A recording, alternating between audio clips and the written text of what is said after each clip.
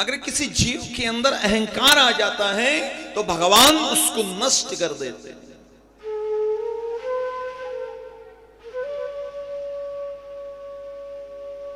7 वर्ष के कन्हैया ने 21 किलोमीटर लंबे चौड़े गोवर्धन नाथ को अपनी कन्नी उंगली के नख पर धारण किया। वो इंद्र जो अपने आप को सर्वस्व मान बैठा, इंद्र विचार करते हैं मुझसे बड़ा पराक्रमी कोई और नहीं,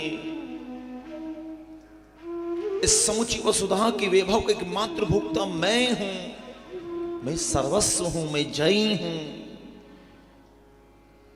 मैं भगवान हूं, इस सृष्टि को मैं चलाता हूं। गोविंद को आभास हुआ ये भोले भाले मेरे ब्रजवासी इसकी सेवा करते हैं, पूजा करते हैं, और ये अहंकारी हो गया है, ये अपने को सर्वस्व मान बैठा है। तो गोविंद ने उस इंद्र के अहंकार को दूर करने के लिए वो लीला रचते हैं।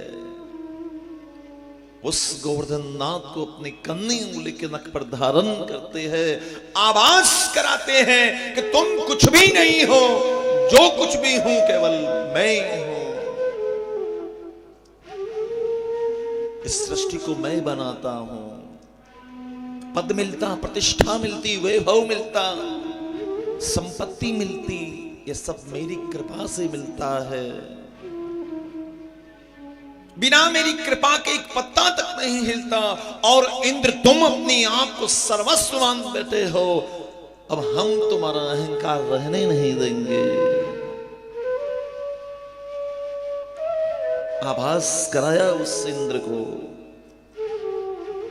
7 वर्ष की कन्हैया ने 7 कोस लंबे चौड़े गोवर्धन नाथ को 7 दिन तक अपनी कन्नी उंगली के नख पर धारण किया।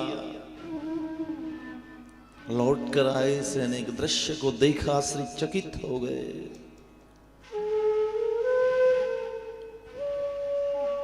जिस इंद्र ने षड्यंत्र रचा पूरे ब्रजमंडल को बहाने का, विचार करिए, जिनके मध्य में गोविंद है, केशव है,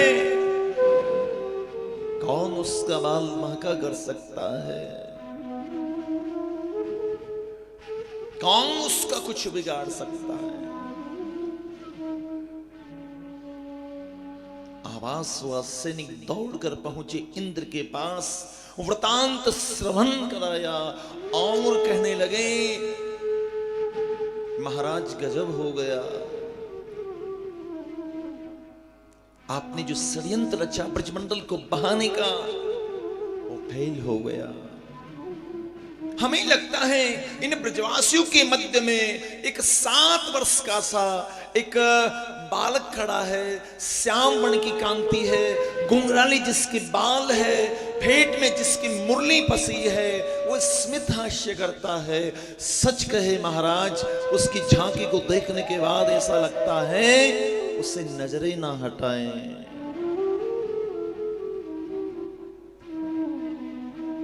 नेत्र बंद करके उस इंद्र ने ध्यान लगाया, चोरी पकड़ में आ गई। ये परमात्मा है, श्री हरि है, नारायण है, और अब मैंने अपराध कर दिया। मैं जानता हूं कि मेरा अपराध क्षमा तुल्य नहीं है,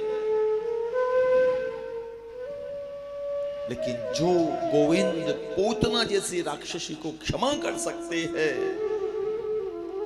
क्या वो मुझे क्षमा करेंगे? भगवान सुखदेव कहते हैं वो इंद्र क्षमा याचना करने के लिए गोविंद के निकट जा रहे हैं। जहां से ब्रजमंडल की सीमा लगती है, नीचे उतर गए, अपने ऐरावत नाम के हाथी से नंगे पांव विचरण कर रहे हैं, प्रायश्चित के अश्रु बहा रहे हैं। लग रही आस करूं ब्रजवास, तरहटी गोवर्धन की मैं।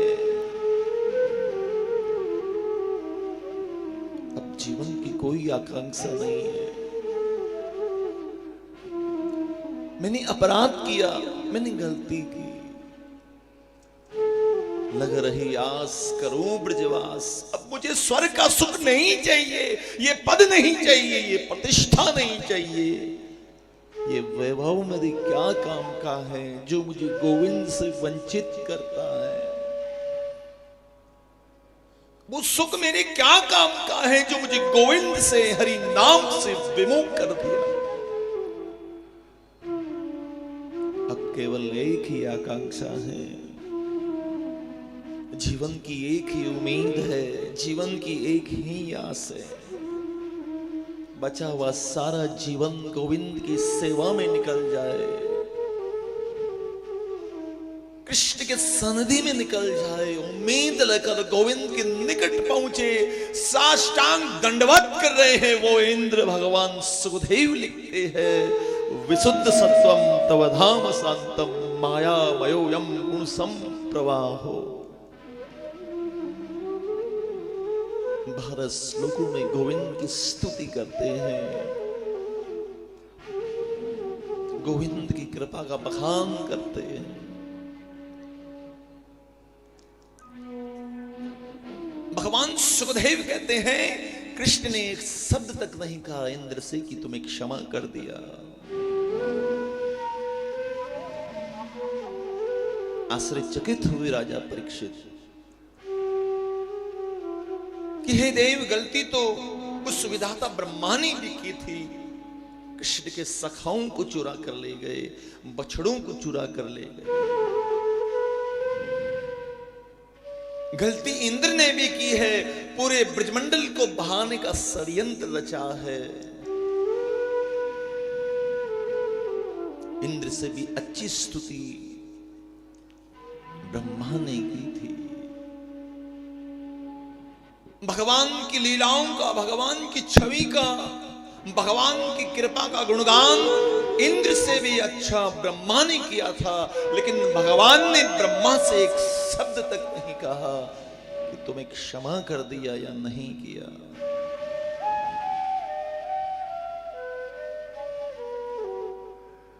भगवान सुखदेव कहते हैं राजा परीक्षित से,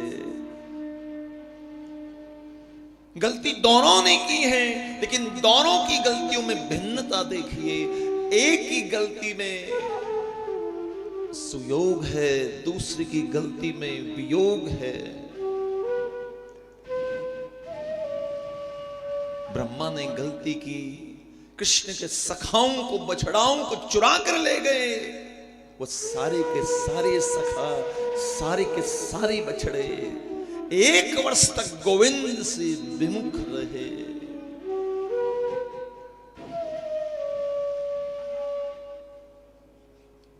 गलती इंद्र ने भी की है, पूरे के पूरे ब्रजमंडल को बहाने का षड्यंत्र रचा है। 84 कोस के ब्रजमंडल में जितने भगवान के अपने थे, जो कभी भगवान से मिले तक नहीं थे, वो भी भगवान के निकट आ गए। एक की गलती में सुयोग है, दूसरे की गलती में वियोग है।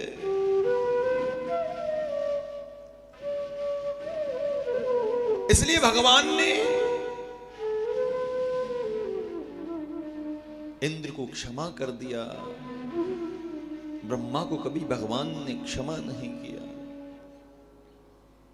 इंद्र ने गलती की, जितने भगवान के अपने थे उनको निकट ले आए, और गोविंद ने इसलिए भी क्षमा कर दिया, जब तक बारिश चलती रही 7 दिन तक गोविंद को राधा रानी का दर्शन करने का सौभाग्य मिला। 7 दिन तक सारी गोपियां, राधा रानी, ये ब्रजवासी भगवान के निकट रहे। असली साधना वही है जो भक्त को भगवान से मिलाने के लिए उद्यम करे, कर्म करे। असली साधना वही है जो भक्तों को भगवान से मिला दे। यही तो सबसे बड़ी साधना है, और सत्संग के माध्यम से भक्त भगवान से मिलते हैं। ये एक साधना है, ये एक तप है कि कहीं कदाचित हम सत्संग करवा लेते, हम कथा करवा लेते। जितने भगवान के ठाकुरबाड़ी के सेवक है वो सब आकर श्रवण करते हैं। तो जो आयोजक करता होते हैं वो एक तप करते हैं, भक्तों को भगवान से मिलाने का यज्ञ कर रहे हैं। आइए भक्तों, आपको भगवान से मिलाते हैं। वो कथा सुनते हैं और भगवान के निकट हो जाते हैं। ये भी एक बहुत बड़ा तप है। प्यार से बोलो राधे राधे।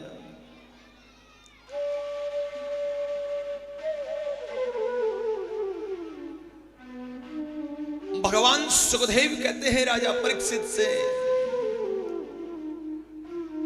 सुत जी महाराज कहते हैं सौंकादिक ऋषियों से,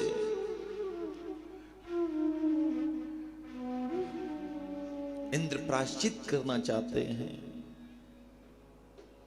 और सच्चा प्रायश्चित यही है। प्रायश्चितानि चीर्णानि नारायण परान्मुख। अब भगवान के सन्मुख हो जाइए।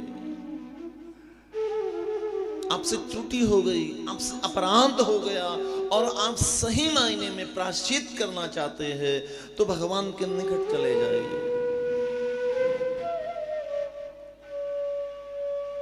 अब भगवान के पास चले जाइए। भगवान के निकट जाने का मतलब है भगवान की कथा सुनना, सत्संग श्रवण करना, उनके दर्शन करना।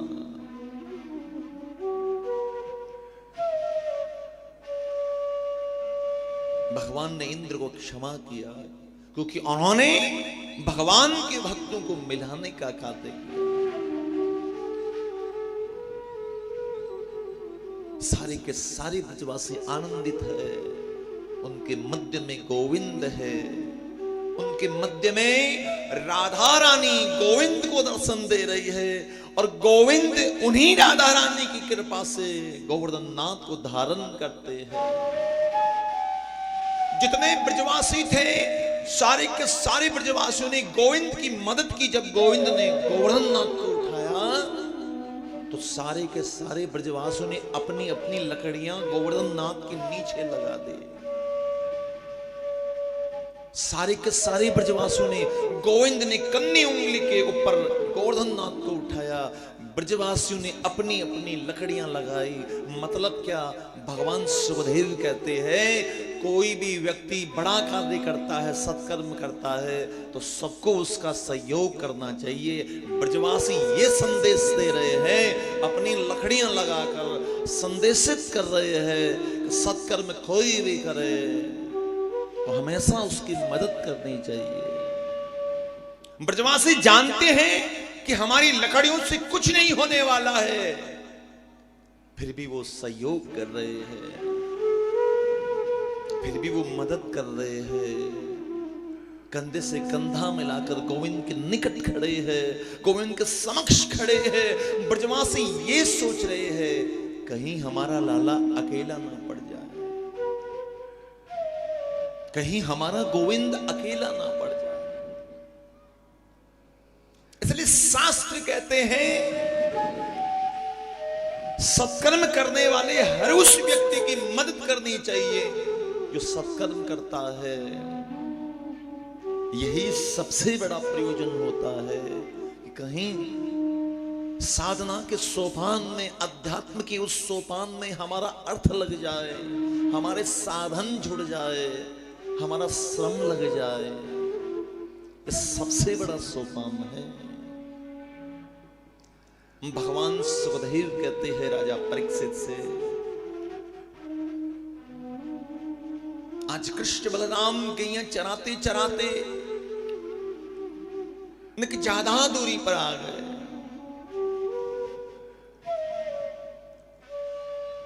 भगवान के सखा उनके संग हैं। तौस प्रतौस भद्र सुभद्र मधुमंगल सारे के सारे सखा कृष्ण के साथ है, बलराम जी साथ है। गैया चराते चराते मधुमंगल ने कहा कि लाला हमें बड़ी जोर की भूख लगी है, कुछ खाने की व्यवस्था करना।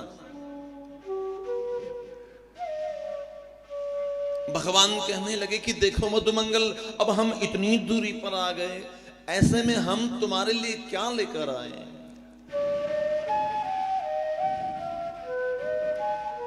बलराम जी कहने लगे कि देखो कन्हैया, भूख तो हमें भी लगी है। गोविंद मुस्कुराकर कहते हैं कि यहां से कुछ दूरी पर कुछ पंडित जी महाराज यज्ञ पर यज्ञ कर रहे हैं, तुम उनके पास जाओ और खाने की सामग्री लेकर आओ।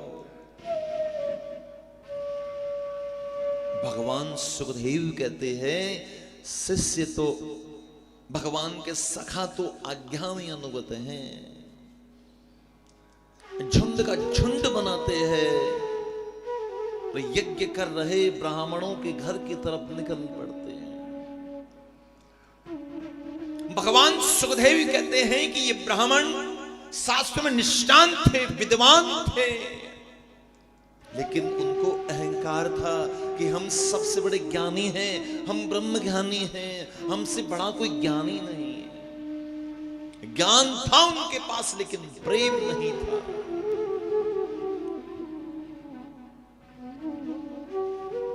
मधुमंगल श्रीधामा सीधे पहुंचे उन ब्राह्मणों के पास और कहने लगे, हे पंडित जी महाराज, हम आपको प्रणाम करते हैं।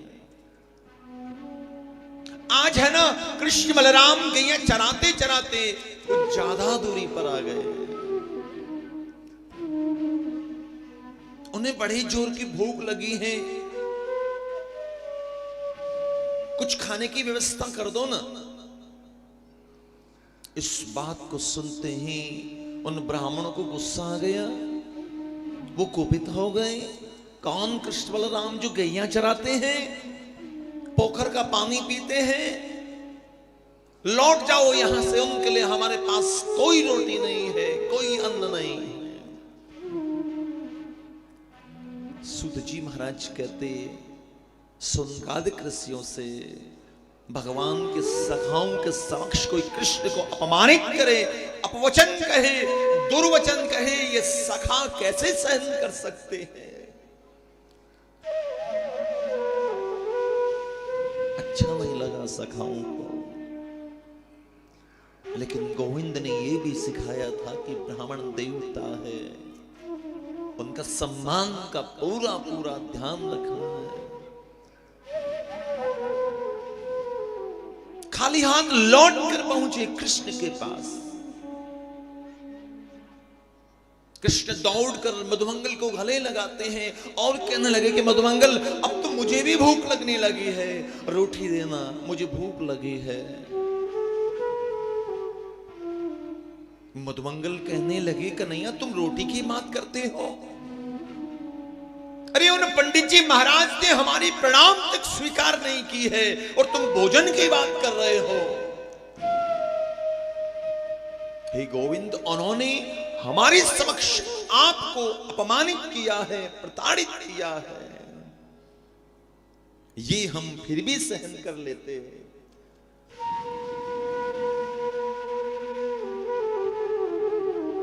लेकिन हमारे समक्ष कोई आपको अपमानित करे, प्रताड़ित करे, ये हम कैसे सहन करें?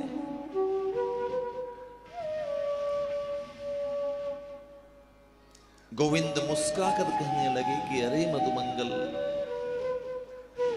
तुम ब्राह्मणों के पास क्यों गए? उनकी पत्नियों के पास जाते, माताओं के पास जाते, उनका हृदय बड़ा कोमल होता है, वो वात्सल्य की प्रतिमूर्ति होती है, उनमें दया होती है, उनमें करुणा होती है, उनमें अपनापन होता है। जाओ ना मधुमंगल, तुम ब्राह्मण पत्नियों के पास जाओ ना। प्रणाम किया मधुमंगल ने कान्हा को। इस बार सीधे मधुमंगल ब्राह्मण पत्नियों के पास जा रहे हैं, लेकिन दृश्य देखिए, यज्ञ मंडप में वो ब्राह्मण बैठे हैं, हवन कर रहे हैं, और यज्ञ का नियम है बीच में बोल नहीं सकते, उठ नहीं सकते। मधुमंगल ने प्रवेश किया, लेकिन बोल नहीं सकते, उठ नहीं सकते। दृष्टि उनकी मधुमंगल के ऊपर है। विचार करने लगे, ये अनपढ़ गवालिए फिर आ गए यहां पर, लेकिन बोल नहीं सकते। और अनुष्ठान का नियम है, वचन का नियम है, उसकी पालना करने के बाद ही फल मिलता है। अब बहुत सारे लोग पूजा पाठ करवाते, यज्ञ अनुष्ठान करवाते हैं, लेकिन नियम नहीं है तो उनको फल नहीं मिलता है। पूजा में बैठे हैं, पंडित जी पूजा करवा रहे हैं और हाथ में मोबाइल है, एक हाथ में मोबाइल एक हाथ में पुष्प है। पंडित जी कहते हैं अक्षतम समर्पयामि, वो मोबाइल पे लगे हैं। अरे भाई समर्पयामि कह दिया है, डाल दे, प्यार से बोलो राधे राधे। नियम नहीं, अनुशासन नहीं, अनुष्ठान नियम मांगता है, इसलिए फल नहीं मिलता। हम उस फल से वंचित हो जाते हैं और फिर कहते हैं भाई हमने अनुष्ठान करवाया, हमें तो इसका कोई फल नहीं मिला। ब्राह्मणों को देखिए, यज्ञ कर रहे हैं, अनुष्ठान कर रहे हैं, लेकिन बोल नहीं रहे हैं। दृष्टि के समक्ष वही मधुमंगल है जिसको अभी भगाया था, वो फिर आए, लेकिन इस बार उन्होंने ब्राह्मणों को प्रणाम तक नहीं की, सीधे उनके घर के भीतर प्रवेश कर गए। ब्राह्मण पत्नियों से कहने लगे मधुमंगल, अरे माताओं, आज कृष्ण बलराम गैया चराते चराते कुछ ज्यादा दूरी पर आ गए हैं, आप उनके भोजन की व्यवस्था करो ना। इस बात को सुनते ही ब्राह्मण पत्नियों के नेत्र में अश्रु की धारा बहने लगी। वो जानती थी कि ये नंद का लाला साधारण बालक नहीं हो सकता,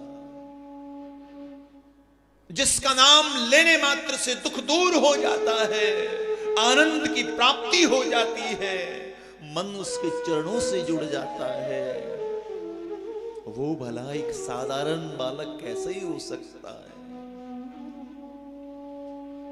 प्रेम के अश्रु छलक पड़े। ब्राह्मण पत्नियां मधुमंगल से कहने लगी कि मधुमंगल तुम विश्राम करो, हम अभी गोविंद के लिए ताजा सामग्री तैयार करती है।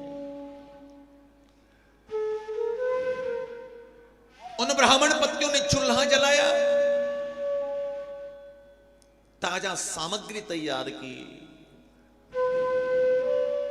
थाल सजाया, थाल को ढका और निकल पड़ी झुंड का झुंड बनाकर कान्हा से मिलने के लिए।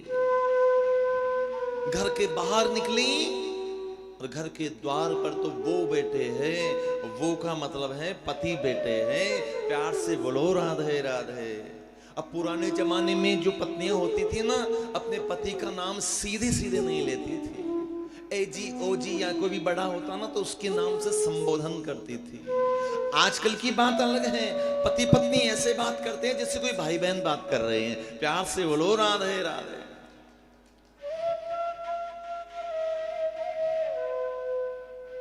संबोधन दे रही है कि जाए तो कैसे जाए, वो बैठे हैं, और अगर आज नहीं गई तो हमें जीवन भर गोविंद नहीं मिलेंगे। संकोच कर रही है, हम करें तो क्या करें। ब्राह्मण पत्नियों ने थाल सजाया और 1.5 हाथ लंबा घूंघट निकाल लिया और निकल पड़ी कान्हा से मिलने के लिए। प्यार से बोलो राधे राधे। और आपको पता है घूंघट में अच्छे अच्छे काम भी बन जाते हैं। कथा सुनते सुनते अगर नींद भी आती है ना, तो आओ देखा ना, ताव थोड़ा सा नीचे किया और लगा ली समाधि। ना महाराज को पता ना पड़ोसी को पता। प्यार से बोलो राधे राधे। और ये अधिकार गोविंद की विशेष कृपा जिस पे होती है उसी को मिलता है।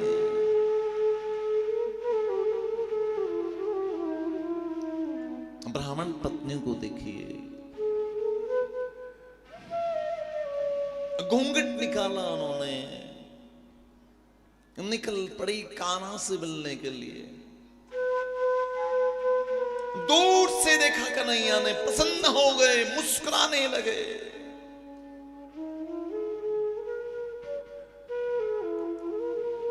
ब्राह्मण पत्नियां निकट गई, कान्हा ने स्वागत कर दिया। स्वागतम ओ महाभागा ब्रह्मन किम करवाम किम। अरे आओ ब्राह्मण पत्नियों, मैं तुम्हारा स्वागत करता हूं। भगवान सुखदेव कहते हैं वो ब्राह्मण पत्नियां जिन्होंने कभी वेद नहीं पढ़ा, वेदांत नहीं पढ़ा, कभी स्कूल नहीं गए, जिन्हें अक्षर का ज्ञान नहीं है, वो ब्राह्मण पत्नियां गोविंद को अपनी गोद में बिठाकर अपने हाथों से भोजन करा रही हैं। भोजन के कार्य से निवृत्त हुए गोविंद कहने लगे, अरे देवियों, अब कृपा करके सब अपने अपने घर को लौट जाओ। वो ब्राह्मण पत्नियां हाथ जोड़कर कहने लगी कि हे श्याम सुंदर, अब हम लौट के नहीं जा सकते।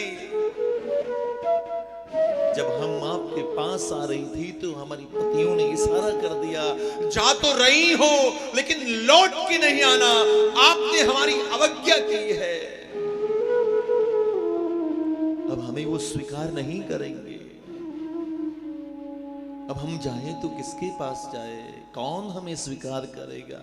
हम आपके शरण में आई है, अपना सर्वस्व छोड़कर आपके पास आई है।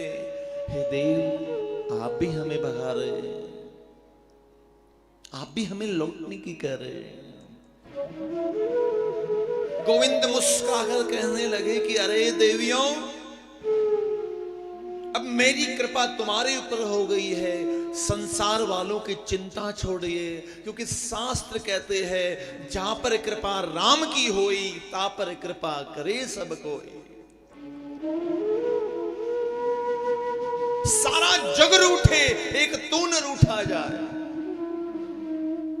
अब मेरी कृपा तुम्हारे ऊपर है, दुनिया वालों की बात छोड़िए। जितना सम्मान तुम्हारे पति पहले करते थे, उससे कई हजार गुना सम्मान अब करेंगे।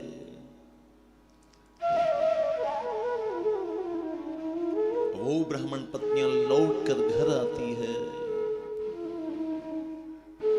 आश्चर्यचकित हो गई दृश्य को देखकर। सबके पति घर की दहरी पर खड़े हैं, हाथ में चरणामत लिए, प्रायश्चित के अश्रु आ रहे हैं। रुदन करते करते वो ब्राह्मण कहते हैं कि देवियों,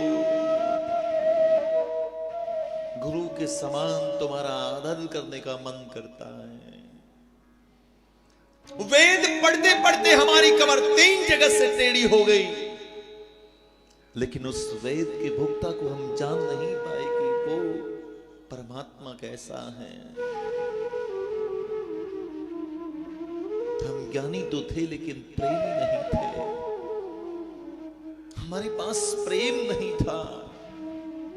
हमारी कमर 3 जगह से टेढ़ी हो गई वेद पढ़ते पढ़ते, लेकिन कभी गोविंद को जान नहीं पाए, समझ नहीं पाए। और तुमने उस परमात्मा को अपनी गोद में बैठाकर भोजन कराया है। इस शरीर को अब हम रखना नहीं चाहते।